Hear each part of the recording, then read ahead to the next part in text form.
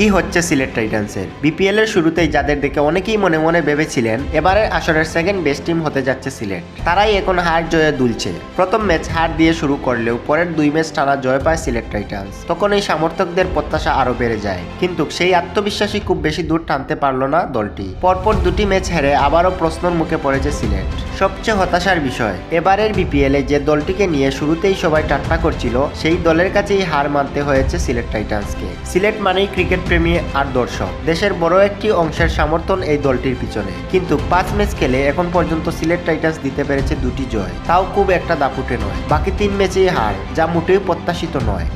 আজকের ম্যাচের চিত্র, আগের 2 ম্যাচে 3 নম্বরে ব্যাট করা অধিনায়ক মেহেদী হাসান মিরাজ আজ প্রমোশন নিয়ে ওপেনিংয়ে নামেন। তার সঙ্গে ছিলেন আফগান ব্যাটার হজরতুল্লাহ জাজাই। তবে ওপেনিংয়ে পরিবর্তন এনে কোনো লাভ হয়নি। মিরাজ করেছেন মাত্র 5 রান, জাজাই ফিরেছেন 4 রানেই। এরপরে একে একে ব্যর্থ হন সিলেটের টপ অর্ডার ব্যাটাররা। মাত্র 5 ওভারের মধ্যেই 38 রানে 5 উইকেট হারিয়ে দুকাতে থাকে সিলেট টাইটান্স। শেষ দিকে কিছুটা লড়াই করেন আজমতুল্লাহ উমরজাই। 44 রানে একটি দায়িত্বশীল ইনিংস খেলেন তিনি। সব মিলিয়ে 7 উইকেটে সিলেট টাইটান্স সংগ্রহ দাঁড়ায় 126 রান। চট্টগ্রামের বোলাররা ছিলেন দুর্দান্ত। শেখ মেহেদী ও মির্জা তাহির বেগ নেন 2টি করে উইকেট, আমির জামাল, মুকিদুল ও শরীফুল নেন 1টি করে উইকেট।